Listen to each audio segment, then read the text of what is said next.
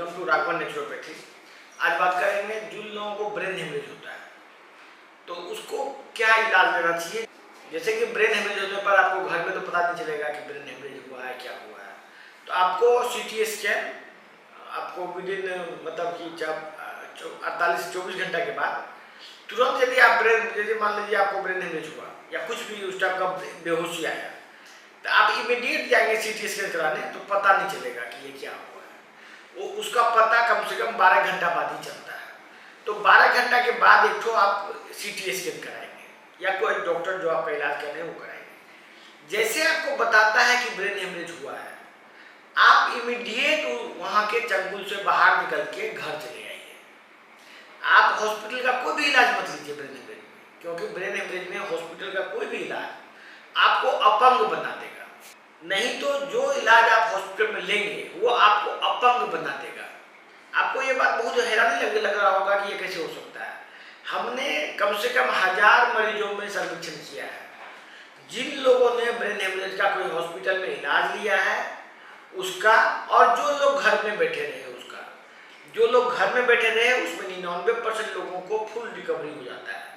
लेकिन यदि हॉस्पिटल में उसका कोई तरह का ऑपरेशन हो गया, ब्रेन का क्लॉट निकाल दिया या इस टाइप का कोई ऑपरेशन किया या कोई इस टाइप का क्लॉटिंग के लिए दवा दिया, उन सभी से मरीज परमानेंट अपंग हो जाता है। लगभग 1000 से ज़्यादा मरीज पर मैंने देखा है ऐसा होते हुए। फिर मैं इसकी डिटेल्स में गया कि आखिर इसकी वजह क्या है। तो एलोपैथिक की किताब में, आप छोड़िए नेचुरोपैथ, हम कह रहे हैं एलोपैथिक की बुक में रिसर्च में क्या लिखा है।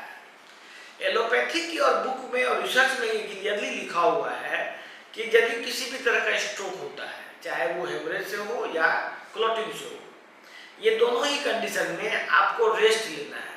आपको किसी भी तरह का कोई इंटरवेंशन नहीं करना है। आप जैसे नेचुरोपैथी का सहारा लेंगे, उसको एक डाइट प्रोटोकॉल फॉलो करेंगे तो आपको और जल्दी से रिकवरी में मदद मिलेगा। लेकिन यदि आप नेचुरोपैथी नहीं भी अपनाना चाहते हैं और घर में चुपचाप आप लेटे रहते हैं आराम से, तो वो भी एलोपैथी के किसी भी रिजल्ट इलाज से बेहतर है। ये बात सिर्फ मैं नहीं कह रहा हूँ, ये बात हजारों रिसर्च में ये साबित हो चुका है।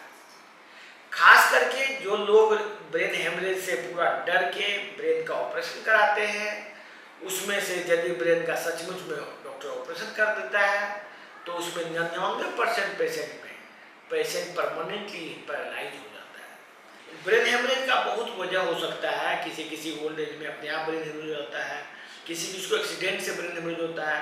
तो हम अगले वीडियो में बताएंगे कि एक्सीडेंट के से ब्रेन हेमरेज में ऑपरेटिव ट्रीटमेंट और कंजर्वेटिव ट्रीटमेंट में क्या रिजल्ट का डिफरेंस है। मतलब यदि किसी को उपचार मिला और किसी को नहीं मिला तो कौन सा आदमी बेहतर होगा, इसके बारे में हम नेक्स्ट वीडियो में बनाएंगे।